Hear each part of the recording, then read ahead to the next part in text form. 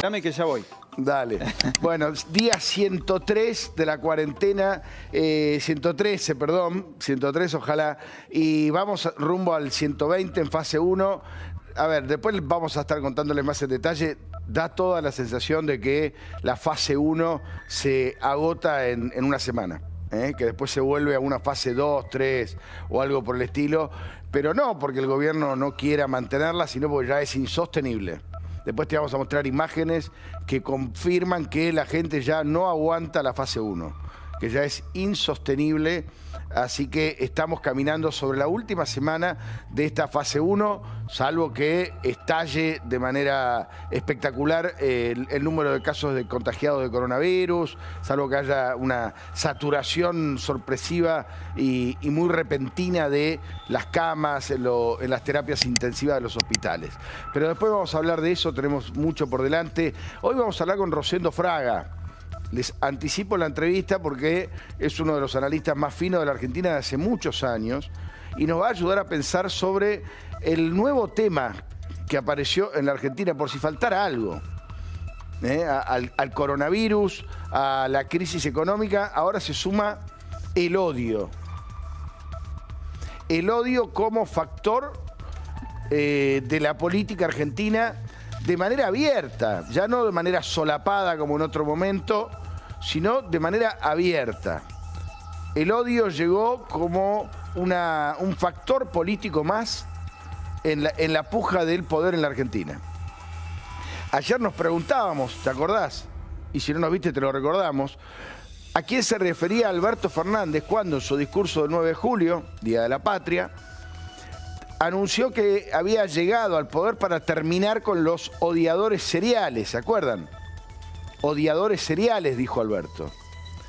Y nosotros nos preguntábamos, ¿a quién se refiere? A los fanáticos del kirchnerismo, a los periodistas que hacen preguntas que no le gustan, a los opositores. ¿A quién se refiere con los odiadores seriales? A los que estaban atrás suyo en el anuncio. ¿A quién se refería? A los que hacen los programas de televisión, a la gente que sale a la calle. Bueno, hoy el gobierno blanqueó por lo menos a uno de los grupos que ellos entienden que son odiadores seriales y resultó que son simplemente los opositores, nada más y nada menos, los rivales políticos. Para el gobierno los opositores son odiadores seriales. Fíjense el nivel de peligrosidad de esto, ¿no? Y no todos los opositores, no Horacio Rodríguez Larreta, con el que ellos pueden hablar, acordar, llegar a puntos de encuentro, sino con los opositores que los critican, con los opositores que no están de acuerdo con lo que hace el gobierno con la cuarentena, los que le piden que abra la economía, los que cuestionan que esta cuarentena así sola y salvaje o extrema, si querés, va a terminar matando gente de hambre, de crisis, de estrés, de locura. El gobierno entiende que esos son los odiadores seriales. Y lo reconoció el propio gobierno. Lo reconoció el jefe de gabinete de ministros, Santiago Cafiero, en el día de hoy. Tenemos separada la frase donde está concentrada esta idea, pero fue durante una serie de entrevistas que estuvo dando esta mañana en radios que le resultan amigables. Nosotros estamos pidiendo nota con Santiago Cafiero, todavía no dice que no quiere, que está muy ocupado, pero dio notas hoy a la mañana y fíjense lo que dijo, para que no crean que esto es algo que no es una interpretación nuestra esta. A ver si podemos mostrar la frase de Santiago Cafiero del día de hoy.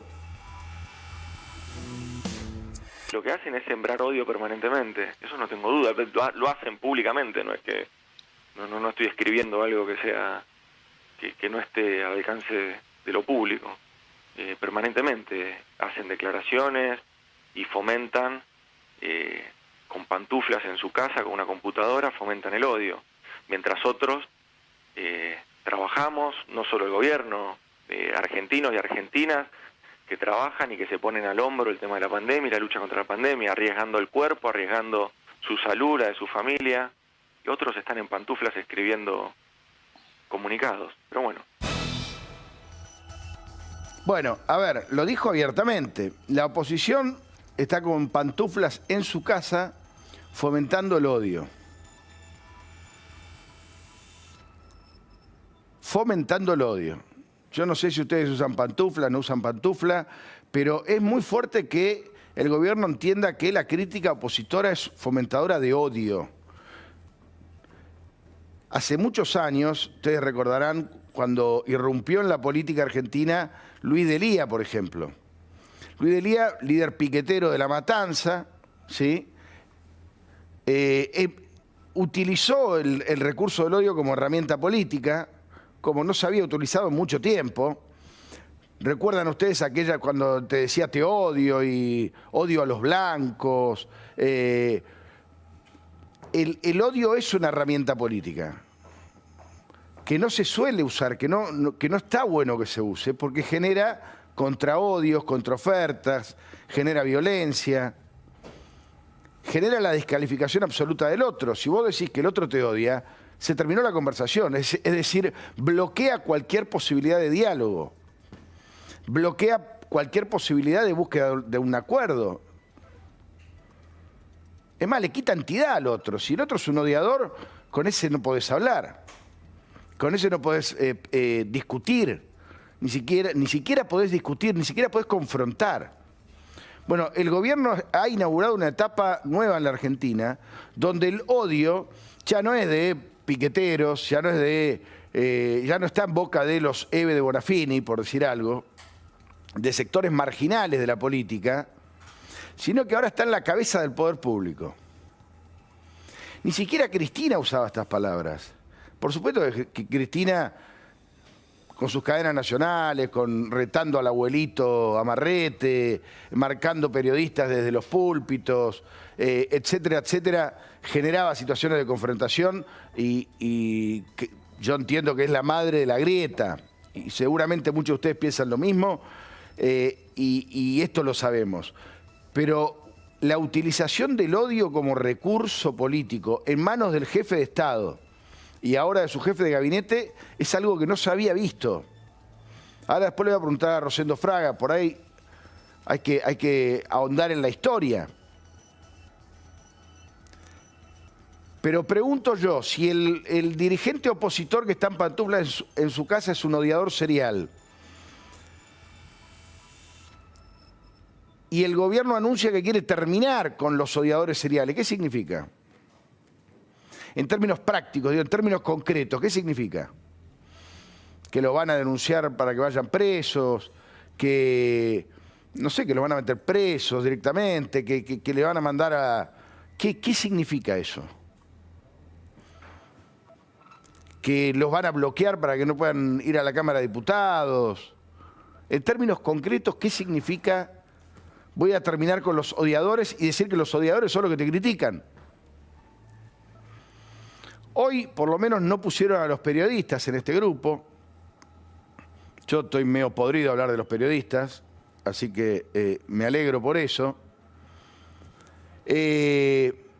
Pero, como decíamos ayer, no es lo mismo criticar que odiar. Cuando Alberto dice ayer, yo no quiero tener pensamiento único, bueno, lo está implementando el pensamiento único. Porque está diciendo que el que no piensa como yo me odia. El que critica la cuarentena no odia a Alberto Fernández, simplemente que está podrido de la cuarentena. O se está muriendo de hambre, o tiene el comercio cerrado, o perdió su trabajo, o simplemente está en contra de la cuarentena. La tiene que cumplir, sí, porque hay una norma que así lo establece, pero la puede criticar. Puede decir en público que no le gusta. Vamos 113 días de cuarentena. El que pide, como pide todo el mundo, que el gobierno muestre un plan. No está odiándolo a Alberto Fernández, no tiene un encono personal con Alberto Fernández. Simplemente está pidiendo algo sencillo. Che, ¿a dónde va este gobierno? ¿Cuál es el plan? ¿Cómo van a hacer para levantar la economía? Para levantar el cepo cambiario, para generar empleo.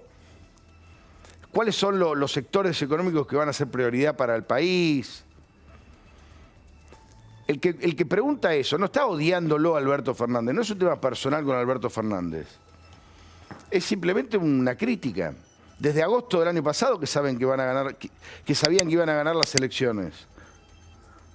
Ya van 11 meses desde que Alberto Fernández sabe, cuando ganó las PASO, que iba a gobernar la Argentina. ¿No es lícito preguntar, che, cuál es el plan? Eso no es odio, es preguntar, es cuestionar, es criticar. Ese es el trabajo de los periodistas, por cierto, pero ni hablar que es el trabajo de la oposición. Con pantufla, sin pantufla, desde la casa, desde el Congreso, desde donde sea.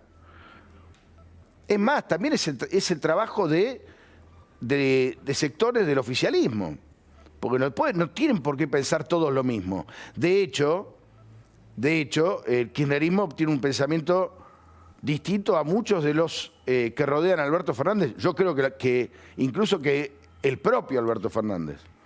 Solo que a la hora de la verdad termina decidiendo Cristina. Ahora, después de todo esto, después de la confesión de Santiago Cafiero, apareció un tuit del vocero del presidente, el vocero de Alberto Fernández. Juan Pablo Biondi se llama, los periodistas lo conocemos mucho, es un tipo, en el trato cotidiano es un tipo amable, no hay nada personal contra él. Y entiendo que él no tiene nada personal contra los periodistas. Pero miren lo que escribió sobre el tuit donde Mauricio Macri ayer había acompañado la protesta callejera, el banderazo este que se dio en el día de ayer. Fíjense, vení. Acá está el tuit de Macri, dice libre, feliz día de la independencia. Bueno, esto ya lo comentamos. Apoyo del expresidente a el banderazo de ayer. Escribe Juan Pablo Biondi. Mauricio Macri, libres de vos y tu inutilidad que nos hubiera llevado a contar muertos de a miles dentro del país fundido que dejaste. Yo cuando vi esto lo llamé a Matías Boela, nuestro productor, le digo, escuchame, debe ser una fake, como le dicen ahora, un mail trucho. Me dice, no, es el oficial.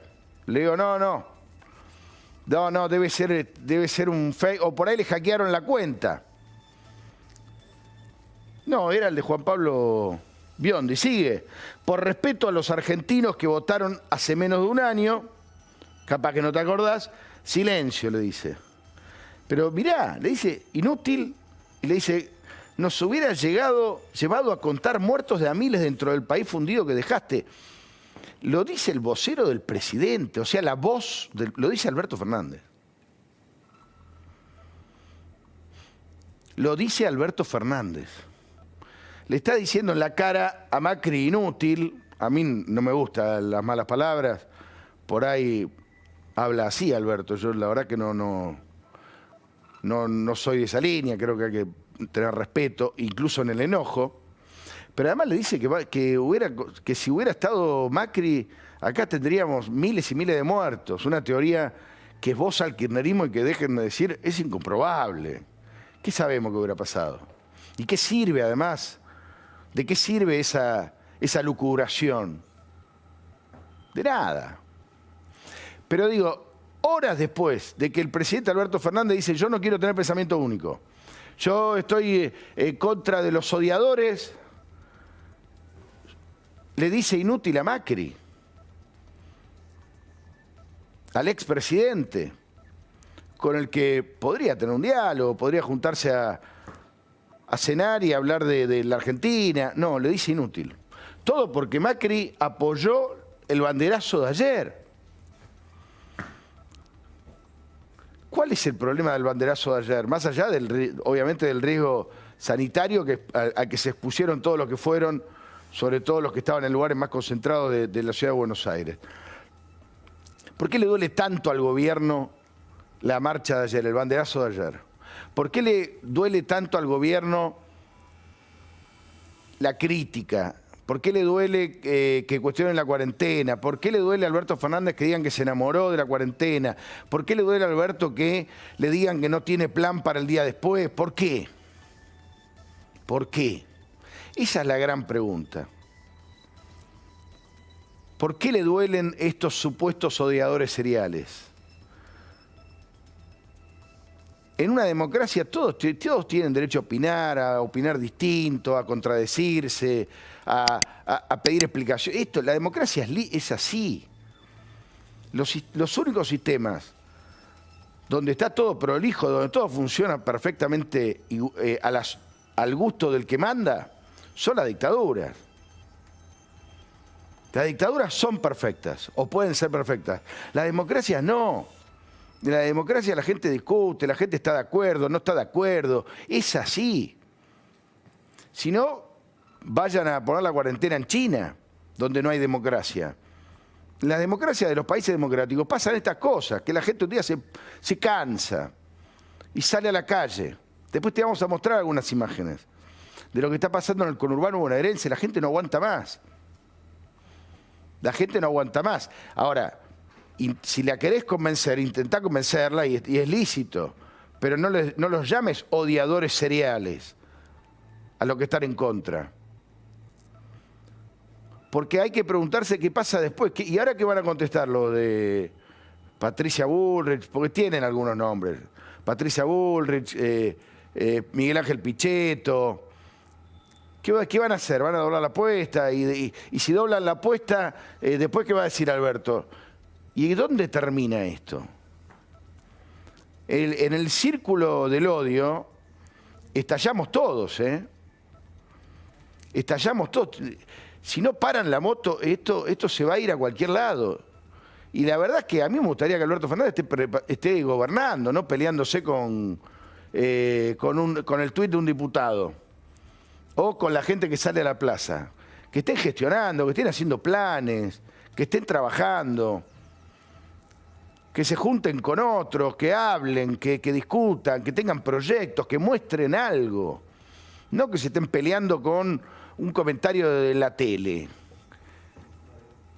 ¿Qué corno les importa lo que diga la gente en la tele o en las redes sociales? Tienen que laburar ustedes, son el gobierno. El gobierno tiene que gestionar. El Congreso debatir y la justicia hacer justicia. Otro tema, después vamos a hablar también de eso. Bueno, el odio convertido ahora desde lo más alto de poder, porque insisto, no es nuevo. El odio siempre fue una herramienta política, pero ahora tomado por lo más alto del poder central como una herramienta política. El que critica es un odiador. Chau, se lo anula.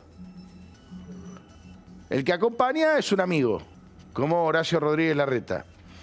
El que critica se lo anula como persona, como dirigente, como ser. Se convierte en un odiador serial. En un odiador serial. En un ratito vamos a estar hablando con Rosendo Fraga. La quiero sumar ya está Ale Maglietti, está Zanotto. Acá está el tuit de Juan Pablo Biondi. Libres de vos y tu inutilidad que nos hubiera llevado a contar muertos de a miles dentro del país fundido que dejaste. Es el vocero del presidente, insisto con esto.